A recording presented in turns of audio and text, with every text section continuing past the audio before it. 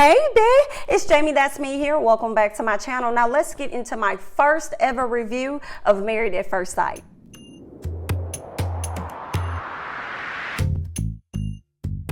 Since this is my first time doing this show and the show is pretty much over, I'm gonna go ahead and give a roundup of each couple and their decision that they made, since this episode was about decision day. The first couple we're gonna start off with is Brianna and Vincent. Okay, some of the issues that was going on within their relationship, within their marriage, is the fact that Vincent really likes to impress his woman. And oftentimes when he's tried to impress Brianna, he ended up failing, which led to him being embarrassed. And he doesn't really like things like that, right? Another issue that they've dealt with is the fact that Brianna can be pretty bossy. She likes to dictate and tell him what to do. He doesn't necessarily like that, and he tells her, hey, if you continue to do that, I'm gonna blow up on you. I've blown up on other people in the past, and she doesn't want that. So we find Brianna kind of tiptoeing her way around the relationship, which is also not healthy, but she doesn't want to be at a place where she sets him off at any point. Another issue that they've dealt with is Brianna's health issues with high blood pressure, amongst other things. Vincent wants kids. She does too. She just fears the actual childbirthing. So that has been a concern, and that's something else that they're trying to work through. Another thing that came up with Brianna and Vincent was like the finances, right? She makes a whole lot more money than he does, you know. He's a car salesman, I believe, so it's completely different, you know, ranges of income. And Brianna can spend money on whatever. Hell, when we first saw Brianna had damn near 100 pair of shoes or more in her closet. Way more than what Vincent is out here doing. So that's become an issue for them as far as finances and the things that Brianna may spend her money on versus the things that Vincent can actually afford to spend his money on. Okay, so that's been an issue within their marriage, as well as, you know, her being bossy and him wanting to always and feeling the need to always have to impress her, and that leading to some type of failure and embarrassment. So those were some of the things that they have been dealing with. Now, when they sat down for a decision day, they tell them that communication is continuing to be kind of an issue within their relationship. I think all of the couples pretty much said that. So they're continuing to work on getting to know each other, considering the fact that they've only been on this process for about 8 weeks now. Now, of course, the bossiness of Brianna is still an issue as well. So, you know, Vincent's still pressed about that too, okay? He's like, girl, okay, it's still a little bit of that. But Brianna says that they are definitely working on compromising with each other more. Now, when it comes down to the final answer about whether or not the two decided to stay together or go apart, they decided to stay together. Both of them said they wanted to stay together. I love the fact that he ended up telling her he had something to tell her, and I was like, what you got to tell this woman? What's happening? And he goes underneath the couch. So I'm like, okay, he getting on his knee, he about to propose again. He grabs a cheesecake, opens it, and it says, Brianna, will you marry me? She immediately starts crying. It was a really sweet moment. They have been the favorite couple of this season, you know, because their issues haven't been as major as everyone else's. A lot of the couples have had their issues from the beginning to the end. We didn't start seeing some of the issues with Brianna and Vincent surface until towards the end.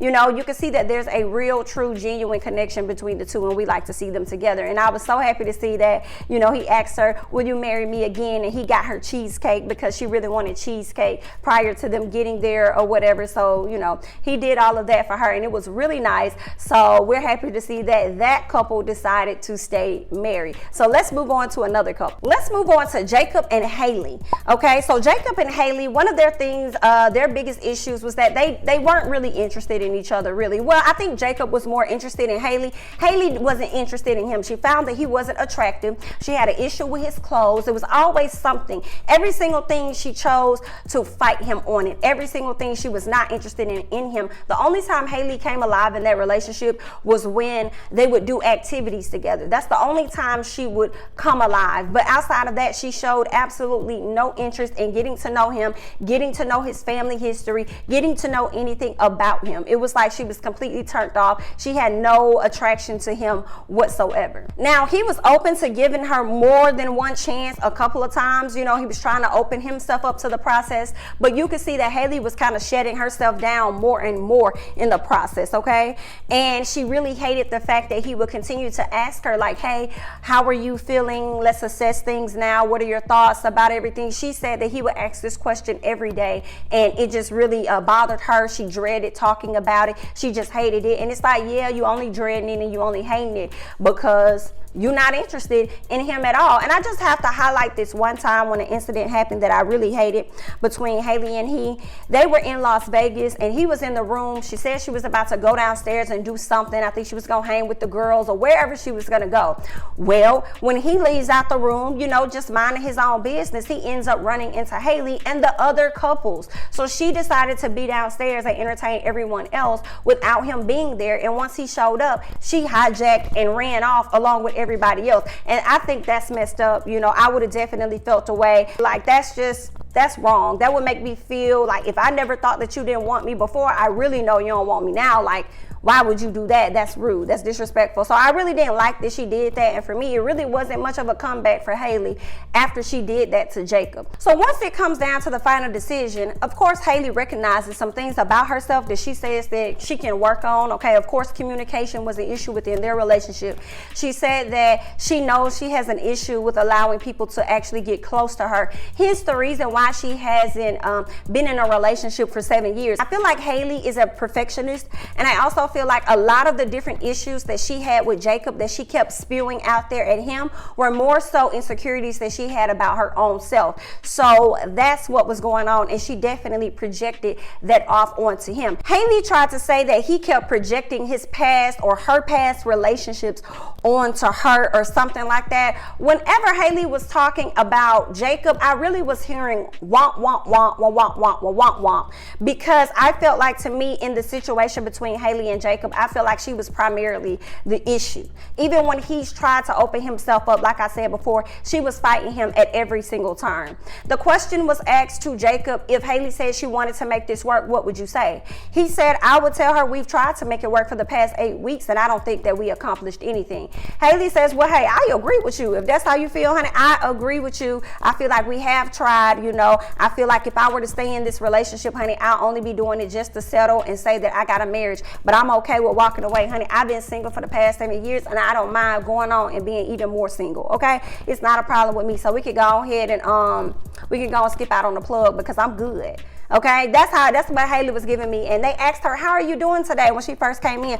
Oh, I'm feeling great. Yeah, she's feeling great. She's feeling amazing because she knows she's about to go ahead and kick Jacob to the curb. Okay, so that's their story, right? We saw in the very beginning that Jacob and Haley was not finna go nowhere. We knew that situation wasn't gonna go nowhere at all, and we were absolutely correct. At the end of the day, they have decided to go their separate ways, so Haley is free to go out here and be single and give absolutely nothing to the next relationship. Let's go ahead and move on. Next up, let's talk about Erik and Virginia, okay? Some of their issues in their relationship is the fact that he's older and she's younger. And because she's a younger woman, he feels as though he knows more than her because he's older and he's been more experienced than her. He also likes to throw this in her face at different times so he can try to, in my opinion, manipulate conversations and get what it is that he wants out of certain conversations or get certain actions that he wants in the relationship. I feel like he does that to try and make her feel like she doesn't have it all together because she's younger. And I feel like if you'll do that and try to down talk her because she happens to be younger than you, that makes me think that when she moves into his home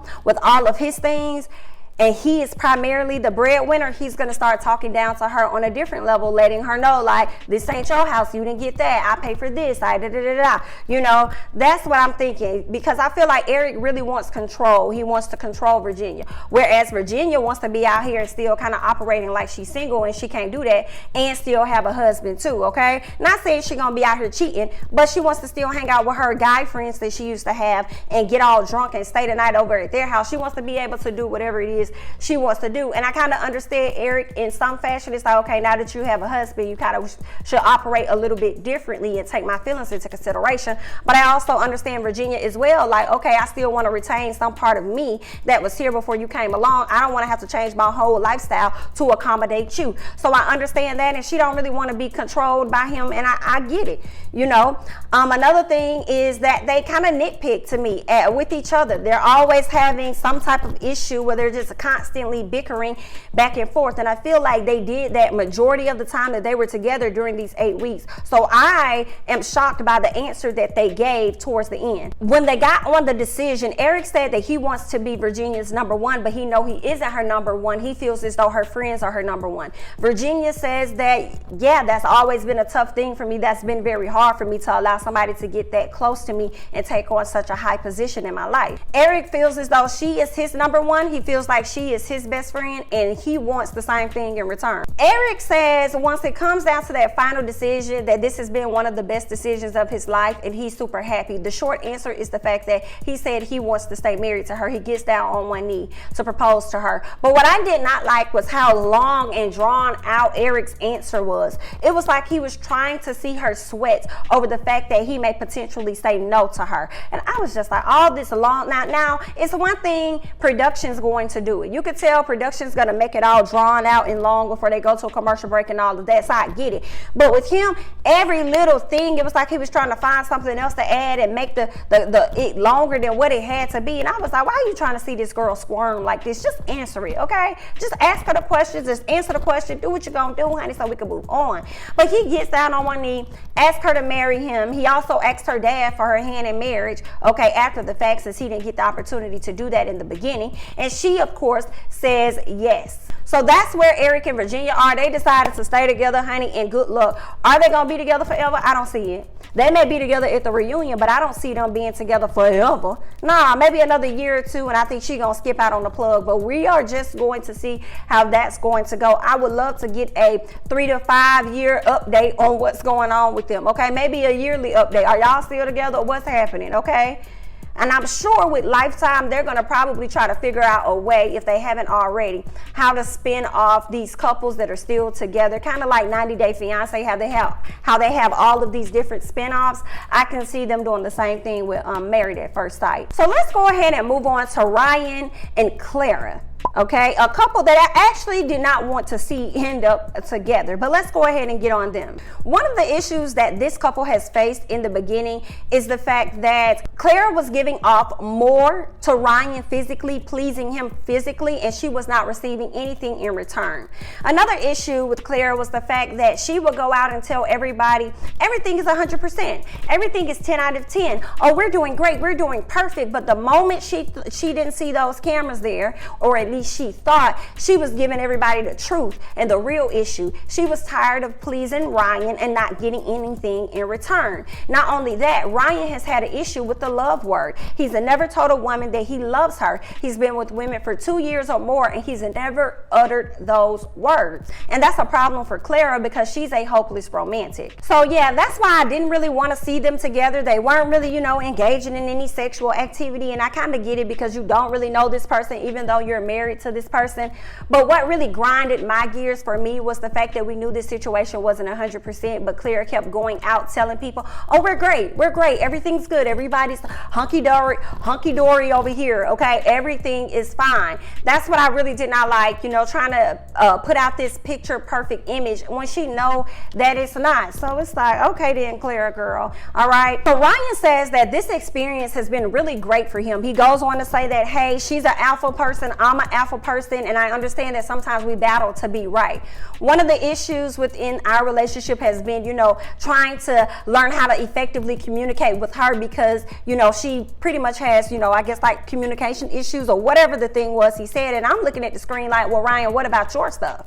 Okay, what about your tea? You got things going on too. But of course, Clara wouldn't fully come out and really tell him that. She always tiptoes around conversations and stuff because I think Clara is really afraid of not having her happy ending. Because once again, she is a hopeless romantic. She really wants somebody to be there to love on her. Okay, no matter how it looks. So I find it real funny that she was trying to give people advice or say whatever it was she was trying to say to Miss Paige at the end of the episode. But I'm going to try to remember to come back to that part. They were asked about the love word, if they've dropped the love word yet, and it seems like Clara was saying no, not yet, but he's kind of showing me in other ways. Okay, Ryan says that it's very hard for him to say that word. It's always been an issue for him, but it's chipping away slowly. And I'm just like, boy, you full of S-H-I-N-T. I don't believe nothing is chipping away slowly.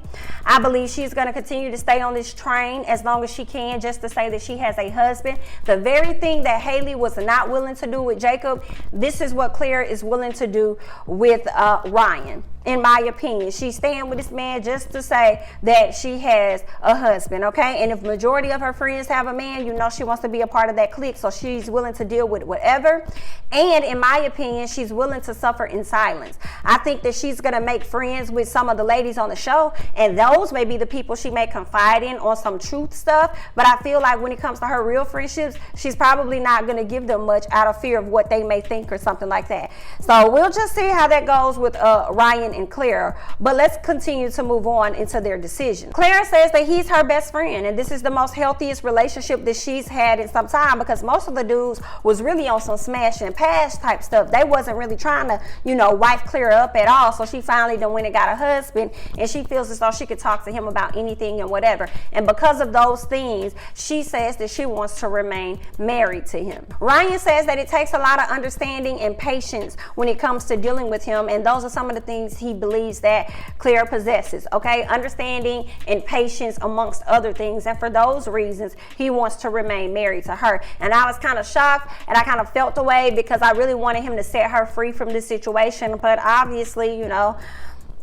they got something going on that I don't know.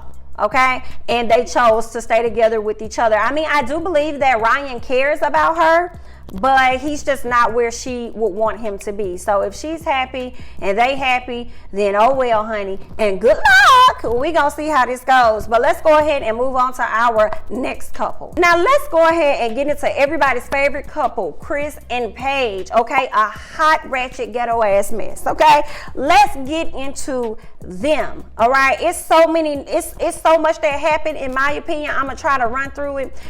It was so much that was going on, honey. I mean, everybody was sitting up there just damn confused. Okay, fooling with Chris. We did not miss him on our TV screens, but when I tell you, when he came back, he made sure he was gonna give y'all a show. Hear what I say. So let's go ahead and get into them. Some of the issues that Paige and Chris were dealing with throughout their marriage. The first thing is the physicality part. He loves that word, physicality. It's the physicality part for me. Basically, he was not physically attracted to his wife.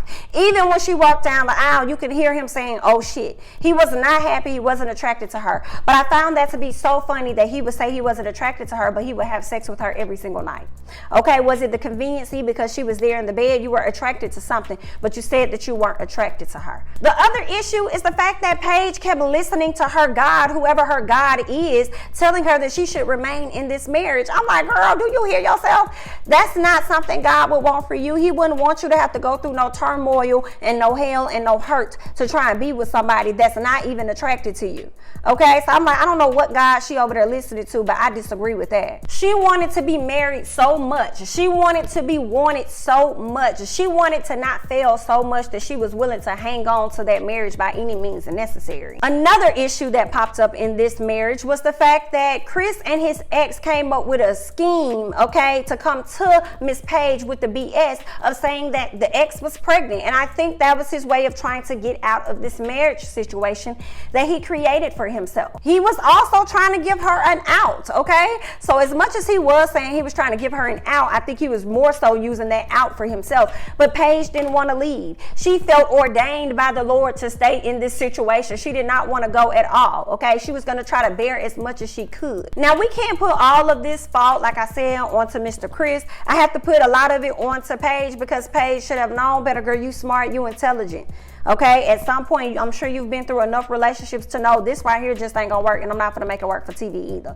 Okay, but it took her some time. I think she got to that place, but it definitely took her some time to get to that place, as it would take time for anyone else. Okay, I just hated the fact that he gave her so much bipolarness. Okay, it was 1 minute I want her, 1 minute I don't want her, 1 minute you the best thing ever, 1 minute you not, I need to move forward. Okay, ain't nobody got time for all of this extra. Like, we don't have time for all of that. Okay, so those were some of the issues that they were dealing with in their relationship. Let's go ahead and fast forward to decision day now, okay? Because this is decision day. So we see Chris and Paige sitting down on the sofa, Chris talking, Paige saying she appreciates his vulnerability and everything. Then she goes on to say that she still believes that God put them in this position for a reason. And maybe he did. Maybe he put her in this position so that she can see what it is she don't want in a man, so she knows what to look forward to. She also goes on to speak on how she felt within the marriage. She felt no respect, okay? There was no respect for her, and she also felt that there was a lack of value for her as well. And I agree with her 100%. And then the lady, one of the counselors, asked her, well then honey, why did you continue to come back? She says, well, I continued to come back because of my idea. I think I was so sold on my idea and what I thought marriage should be that I lost myself in the process. And I said, girl, I'm glad you said it. I am so glad. See, somebody is learning in this process, honey. Somebody is learning in this process, okay? At least I thought you was learning, and then it was a bit shaky, honey, okay? It got a little shaky for me. So Chris is asked if there's anything within this process that he would have taken back. Chris goes on to say not living in the apartment. If I could have had it my way, I would have lived in that apartment, okay? I wish I would have done that. He looks at Paige and tells her, listen, girl, you know, you're the best thing I never cherished, okay? You're everything that I would have wanted wanted in a woman, in a marriage, and everything. And all of the counselors are looking at each other like, what the fuck? I'm even over there like, girl, what the hell is this boy? Why is you wasting our time? Give us the quick no so we can go, okay? Everybody's sitting up there like, what the fuck is going on? And the pastor in the middle had me screaming with his antics, okay? Had me screaming. At that point, I'm just hollering because Chris is a whole fool. Paige goes on to like smile bright. She's so happy to hear this news. She says, I've been waiting on that. I've been waiting.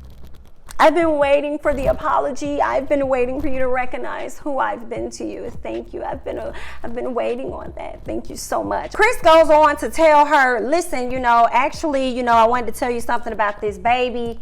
She didn't have the baby. It was a miscarriage. Covers his face like this, y'all, and starts running out of the building. And here's the thing for me. I knew it was fake. I said, I don't believe this. I do not believe this. I think he was gearing himself up for the bullshit, okay? That's exactly what I believe. I don't believe this girl was ever pregnant. I feel like that's some shit they came up with so he can get out of this situation. And then he faked it by running out. And what does Paige do? Run behind this man. Feeling the need to have to show up for a man that was not showing up for you, okay? And using his vulnerability as an excuse as to why you're hanging on because you feel as though the men that you've met in the past have not been vulnerable. No, he's still full of shit. He's still a manipulator, and he's using that tactic just to manipulate you. Duh, okay? Get a clue up here, honey. So she goes to the car to check on him. Where are the tears? Where are the tears, ma'am? She goes to the car to check on this man. First, she thought he left, okay? And I said, I know you fucking lying. I know he did not get up in that car and ride off, honey. I know like hell he did not. So they're in the car. She catches up with him. He's up there crying, and he's really crying about the fact that he's sorry. He didn't mean to embarrass her. He didn't mean to hurt her. He was going through everything he was going through. He was trying to separate himself and stuff and all this other blah, blah, blah, blah, blah, blah, blah, blah, blah. Okay? That's what he was over there crying and trying to apologize about. I did not see no tears come from Chris, but I did see a few tears drop from Paige's face. Okay? She's like, what do you want to do? He said, I don't know what I want to do. She said, well, come on, let's go ahead and get out the car. They get out the car, go inside. He over there, are you cold? Are you cold? Giving her the jacket. She walks in with the jacket like it's a prize, okay? She sits down on the sofa. Pastor Cal is trying to figure out what the hell is going on. They asking Paige, how are you feeling about all of this? She said, honey, I don't know how to feel. I feel mentally and emotionally drained. It's a lot going on. They're like, why do you feel this way? She said, because I don't know what to do. I'm confused at this moment because the very thing that was putting a strain on our marriage is no longer here anymore. It's no longer an issue, unfortunately. Like I hate that happened, the miscarriage or whatever, but that's one of the reasons why our marriage was being, severed, and now that's not an issue. So I don't know what the hell to do. I'm trying to figure it out. So then the pastor is like, wait a minute, honey, let me get this straight, okay? Damn the child that was about to come into play. Didn't y'all have some issues? Okay, prior to this happening, wasn't there some issues, right? And of course, Chris starts talking, and he starts talking about the physicality part or whatever. But after a while, I've grown to love who she's been. She's been very supportive to me. She has a lot of, characteristics that I would like. I feel like I got a winner. I feel like I got this and that. And the more he's talking to me, I hate how he talks. He talks so slow, and for me, I feel like with every line he pulls out his mouth, he's trying to figure out what's the next line that's gonna come out of it. And that's why I was like, just shut up, Chris. Just be quiet, because I'm so tired of hearing you talk, honey. I'm so tired of it. Then Chris goes on to say that he's not through with the marriage and that he owes her a better chance at a good marriage. Paige up there cheesing like a motherfucker. I know, Pastor Cal. I know. He finally gave it to me. What the fuck? I was like, what the hell is this? Don't tell me he's about to goof you right in front of our eyes yet again. Okay? Pastor Cal is like, no, do you hear what you're saying? Like, are you sure this is something you want to do? Okay? Are you just defaulting to marriage?